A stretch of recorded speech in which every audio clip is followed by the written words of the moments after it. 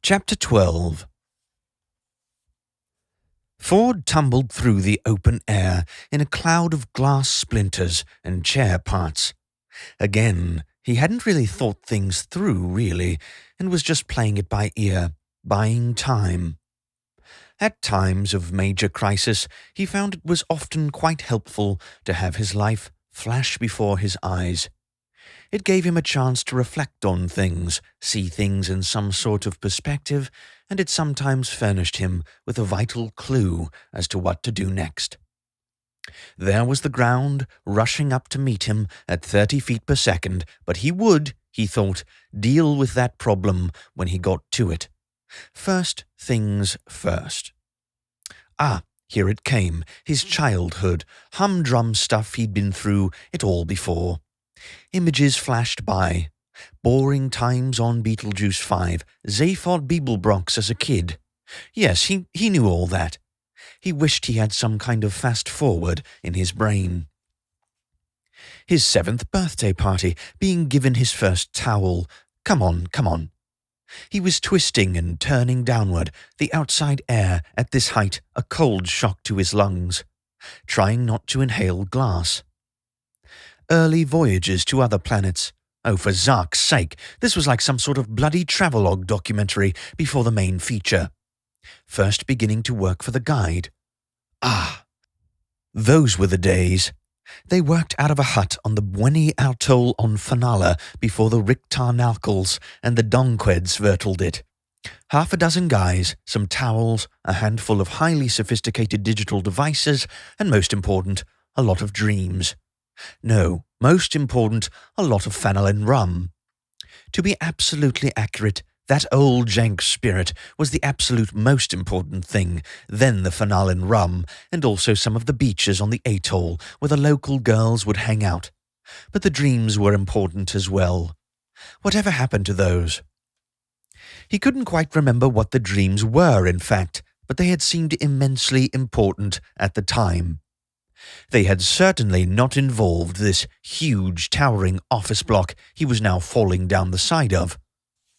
All of that had come when some of the original team had started to settle down and get greedy, while he and the others had stayed out in the field, researching and hitchhiking, and gradually becoming more and more isolated from the corporate nightmare the guide had inexorably turned into, and the architectural monstrosity it had come to occupy.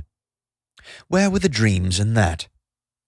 He thought of all the corporate lawyers who occupied half of the building, all of the operatives who occupied the lower levels, and all the sub-editors, and their secretaries, and their secretaries' lawyers, and their secretaries, lawyers' secretaries, and worst of all, the accountants and the marketing department. He had half a mind just to keep on falling, the finger to the lot of them. He was just passing the 17th floor now, where the marketing department hung out. Load of tosspots, all arguing about what colour the guide should be, and exercising their infinitely infallible skills of being wise after the event. If any of them had chosen to look out of the window at that moment, they would have been startled by the sight of Ford Prefect dropping past them to his certain death and flipping the finger at them. 16th floor, sub-editors. Bastards. What about all that copy of his they'd cut out? 15 years of research he'd filed from one planet alone, and they'd cut it down to 2 words, mostly harmless. The finger to them as well. 15th floor, logistical administration, whatever that was about. They all had big cars. That, he thought, was what that was about. 14th floor, personnel.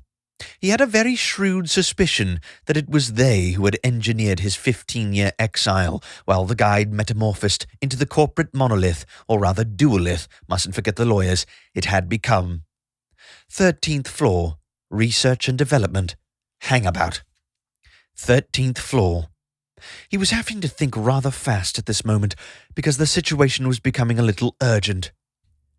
He suddenly remembered the floor display panel in the elevator. It hadn't had a 13th floor. He thought no more about it because, Having spent 15 years on the rather backward planet Earth, where they were superstitious about the number 13, he was used to being in buildings that numbered their floors without it. No reason for that here, though. The windows of the 13th floor, he could not help noticing as he flashed swiftly by them, were darkened. What was going on in there? He started to remember all the stuff that Hal had been talking about. One new, multi-dimensional guide spread across an infinite number of universes. It had sounded, the way Hal had put it, like a wild meaninglessness dreamed up by the marketing department with the backing of the accountants.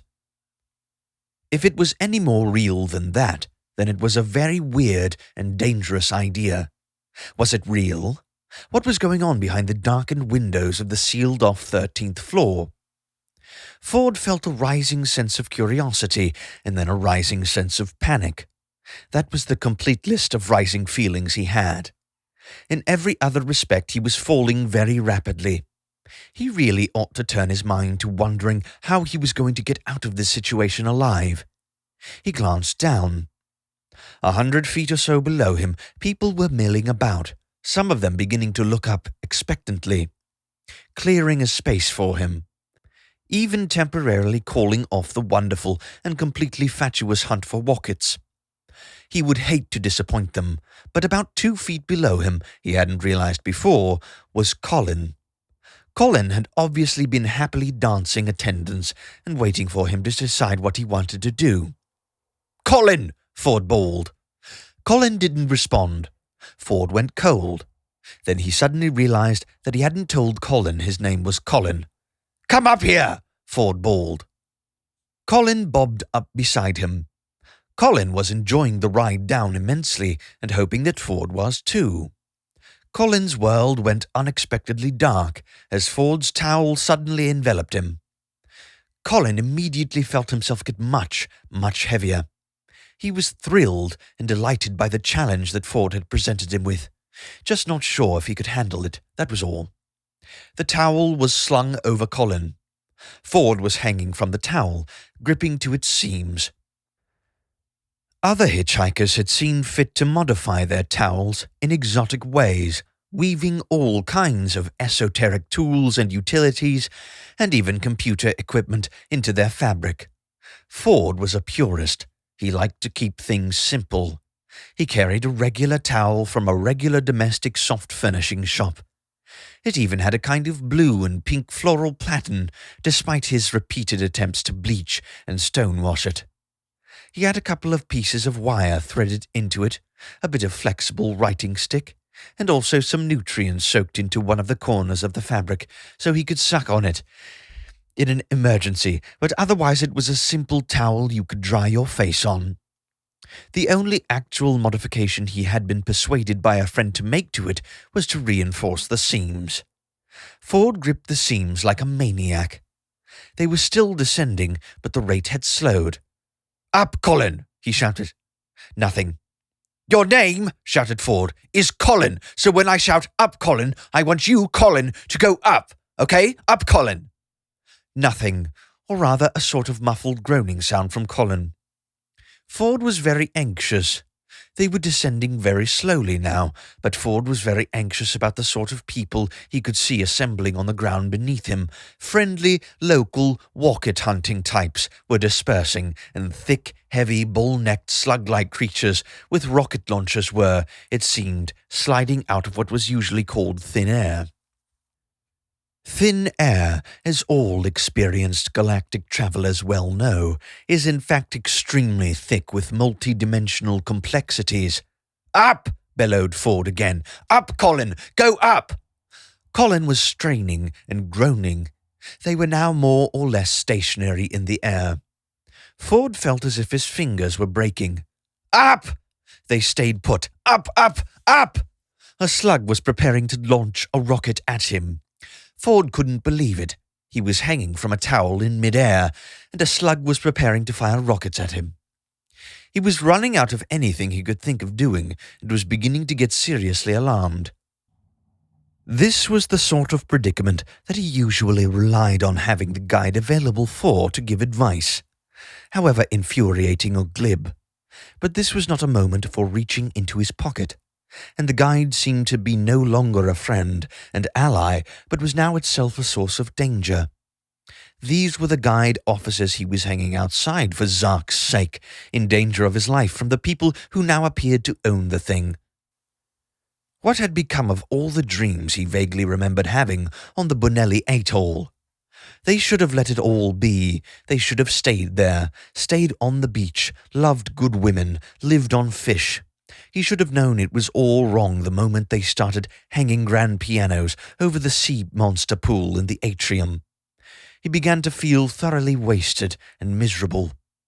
His fingers were on fire with clenched pain, and his ankle was still hurting. "Oh, thank you, ankle," he thought to himself bitterly. "Thank you for bringing up your problems at this time. I expect you'd like a nice warm foot bath to make you feel better, wouldn't you? Or at least you'd like me to." He had an idea. The armored slug had hoisted the rocket launcher up onto its shoulder. The rocket was presumably designed to hit anything in its path that moved. Ford tried not to sweat, because he could feel his grip on the seams of his towel slipping. With the toe of his good foot, he nudged and pried at the heel of his shoe in his hurting foot. "Go up, damn you!" Ford muttered hopelessly to Colin, who was cheerily straining away, but unable to rise. Ford worked away at the heel of his shoe. He was trying to judge the timing, but there was no point. Just go for it. He only had one shot, and that was it. He had now eased the back of his shoe down off his heel. His twisted ankle felt a little better. Well, that was good, wasn't it? With his other foot, he kicked at the heel of his shoe. It slipped off his foot and fell through the air. About half a second later, a rocket erupted up from the muzzle of its launcher, encountered the shoe falling through its path, went straight for it, hit it, and exploded with a great sense of satisfaction and achievement. This happened about 15 feet from the ground. The main force of the explosion was directed downward, where a second later there had been a squad of Infinidim Enterprises executives with a rocket launcher standing on an elegant terraced plaza paved with large slabs of lustrous stone cut from the ancient alabastrum quarries of Zentalquabula. There was now, instead, a bit of a pit with nasty bits in it.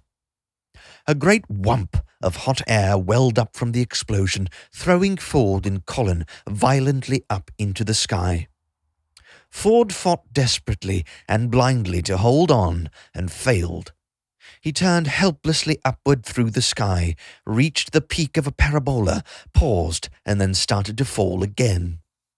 He fell and fell and fell, and suddenly winded himself badly on Colin, who was still rising. He clasped himself desperately onto the small spherical robot. Colin slewed wildly through the air toward the tower of the guide officers, trying delightedly to control himself and slow down. The world spun sickeningly around Ford's head as they spun and twisted around each other, and then, equally sickeningly, everything suddenly stopped. Ford found himself deposited dizzily on a window ledge. His towel fell past, and he grabbed at it and caught it. Colin bobbed in the air inches away from him. Ford looked around himself in a bruised, bleeding, and breathless daze. The ledge was only about a foot wide, and he was perched precariously on it, 13 stories up. 13. He knew they were 13 stories up because the windows were dark. He was bitterly upset. He had bought those shoes for some absurd price in a store on the Lower East Side in New York. He had, as a result, written an entire essay on the joys of great footwear, all of which had been jettisoned in the Mostly Harmless debacle. Damn everything. And now one of his shoes was gone. He threw his head back and stared at the sky. It wouldn't be such a grim tragedy if the planet in question hadn't been demolished, which meant that he wouldn't even be able to get another pair. Yes, given the infinite sideways extension of probability, there was, of course, an almost infinite multiplicity of planets Earth, but, when you came down to it, A major pair of shoes wasn't something you could just replace by mucking about in multidimensional space-time. He sighed. Oh well, he'd better make the best of it. At least it had saved his life, for the time being. He was perched on a foot-wide ledge, 13 stories up the side of a building, and he wasn't at all sure that that was worth a good shoe. He stared in woozily through the darkened glass. It was as dark and silent as a tomb. No, that was a ridiculous thing to think. He'd been to some great parties in tombs. Could he detect some movement? He wasn't quite sure. It seemed that he could see some kind of weird, flapping shadow. Perhaps it was just blood dribbling over his eyelashes. He wiped it away. Boy, he'd love to have a farm somewhere, keep some sheep. He peered into the window again, trying to make out what the shape was, but he had the feeling, so common in today's universe, that he was looking into some kind of optical illusion, and that his eyes were just playing silly buggers with him. Was there a bird of some kind in there? Was that what they had hidden away up here on a concealed floor behind darkened rocket-proof glass? Someone's aviary? There was certainly something flapping about in there, but it seemed like not so much a bird, more a kind of bird-shaped hole in space. He closed his eyes, which he'd been wanting to do for a bit anyway. He wondered what the hell to do next. Jump? Climb? He didn't think there was going to be any way of breaking in. Okay, the supposedly rocket-proof glass hadn't stood up, when it came to it, to an actual rocket. But then that had been a rocket that had been fired at a very short range from inside, which probably wasn't what the engineers who designed it had had in mind. It didn't mean he was going to be able to break the window here by wrapping his fist in his towel and punching. What the hell, he tried it anyway, and hurt his fist. It was just as well. He couldn't get a good swing from where he was sitting, or he might have hurt it quite badly. The building had been sturdily reinforced when it was completely rebuilt after the Frogstar attack, and was probably the most heavily armoured publishing company in the business, but there was always, he thought, some weakness in any system designed by a corporate committee. He had already found one of them. The engineers who designed the windows had not expected them to be hit by a rocket from short range from the inside, so the window had failed. So, what would the engineers not be expecting someone sitting on the ledge outside the window to do? He racked his brains for a moment or so before he got it. The thing they wouldn't be expecting him to do was to be there in the first place. Only an absolute idiot would be sitting where he was, so he was winning already. A common mistake that people make when trying to design something completely foolproof was to underestimate the ingenuity of complete fools. He pulled his newly acquired credit card from his pocket, slid it into the crack where the window met its surrounding frame, and did something a rocket would not have been able to do. He wiggled it around a bit. He felt a catch slip. He slid the window open and almost fell backward off the ledge, laughing, giving thanks as he did for the great ventilation and telephone riots of SRDT 3454, which I have no idea what that is. Oh, the great ventilation and telephone riots of SRDT 3454 had started off as just a lot of hot air. Hot air was, of course, the problem that ventilation was supposed to solve, and generally it had solved the problem reasonably well, up to the point that someone invented air conditioning, which solved the problem far more throbbingly. And that was all well and good, provided you could stand the noise and the dribbling until someone else came up with something even sexier and smarter than air conditioning, which was called in-building climate control. Now this was quite something. The major differences from just ordinary air conditioning were that it was thrillingly more expensive and involved a huge amount of sophisticated measuring and regulating equipment, which was far better at knowing, moment by moment, what kind of air people wanted to breathe than mere people did.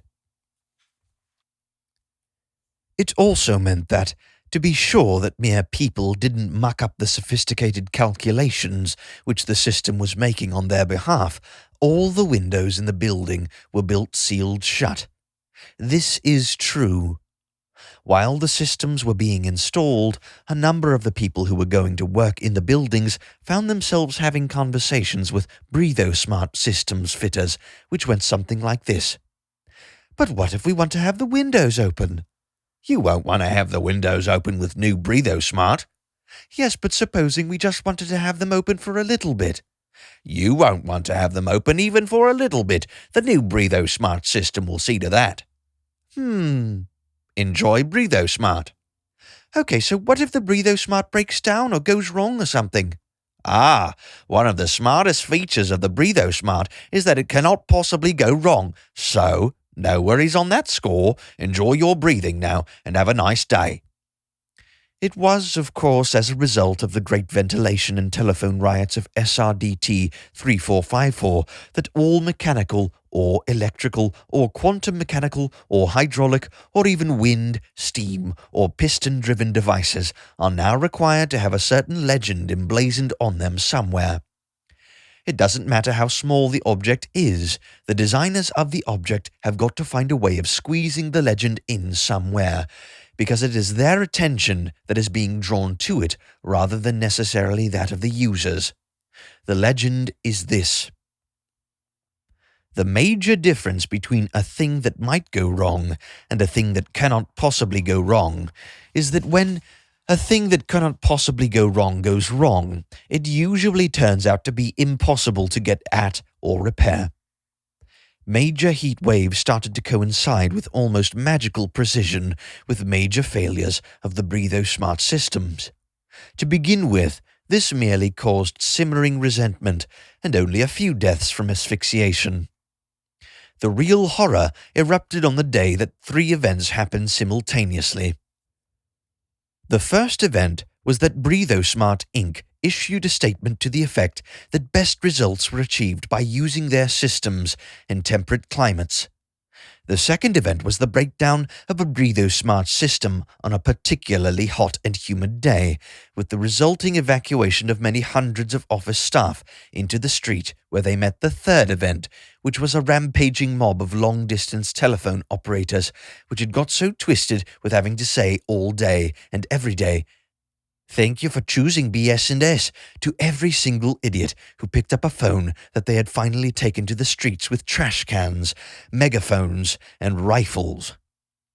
In the ensuing days of carnage, every single window in the city, rocket-proof or not, was smashed, usually to accompanying cries of, "Get off the line, arsehole! I don't care what number you want, what extension you're calling from. Go and stick a firework up your bottom. Yee-haw! Hoo-hoo-hoo! Veloom! Squawk!" and a variety of other animal noises that they didn't get a chance to practice in the normal line of their work.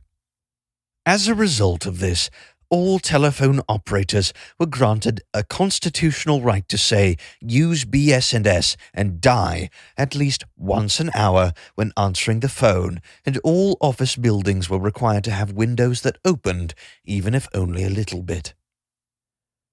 Another unexpected result was a dramatic lowering of the suicide rate. All sorts of stressed and rising executives who had been forced, during the dark days of the breathosmart tyranny, to jump in front of trains or stab themselves, could now just clamber out onto their own window ledges and leap off at their leisure. What frequently happened, though, was that in the moment or two they had to look around and gather their thoughts, they would suddenly discover that all they had really needed was a breath of fresh air and a fresh perspective on things, and maybe also a farm on which they could keep a few sheep. Another completely unlooked-for result was that Ford Prefect, stranded 13 stories up a heavily armored building, armed with nothing but a towel and a credit card, was nevertheless able to clamber through a supposedly rocket-proof window to safety. He closed the window neatly after him, having first allowed Colin to follow him through, and then started to look around for this bird thing. The thing he realized about the windows was this: Because they had been converted into openable windows after they had first been designed to be impregnable, they were, in fact, much less secure than if they had been designed as openable windows in the first place. Hey-ho, it's a funny old life, he was just thinking to himself when he suddenly realized that the room he had gone to all this trouble to break into was not a very interesting one. He stopped in surprise. Where was the strange flapping shape? Where was anything that was worth all this palaver? The extraordinary veil of secrecy that seemed to lie over this room, and the equally extraordinary sequence of events that had seemed to conspire to get him into it. The room, like every other room in this building now, was done out in some appallingly tasteful grey. There were a few charts and drawings on the wall. Most of them were meaningless to Ford, but then he came across something that was obviously a mock-up for a poster of some kind. There was a kind of bird-like logo on it, and a slogan which said, "The Hitchhiker's Guide to the Galaxy Mark II, the single most astounding thing of any kind ever, coming soon to a dimension near you." No more information than that. Ford looked around again. Then his attention was gradually drawn to Colin, the absurdly over-happy security robot who was cowering in a corner of the room, glibbering with what seemed strangely like fear. Odd, thought Ford. He looked around to see what it was that Colin might have been reacting to. Then he saw something he hadn't noticed before, lying quietly on top of a workbench. It was circular and black and about the size of a small side plate. Its top and its bottom were smoothly convex, so that it resembled a small, lightweight throwing discus. Its surfaces seemed to be completely smooth, unbroken, and featureless.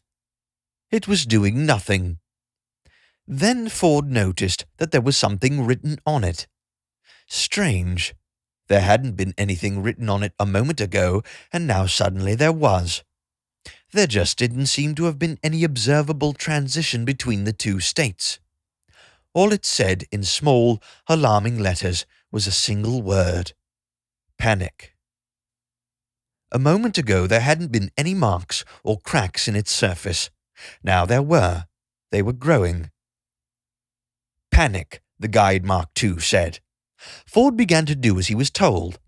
He had just remembered why the slug-like creatures looked familiar. Their colour scheme was a kind of corporate grey, but in all other respects they looked exactly like Vogons.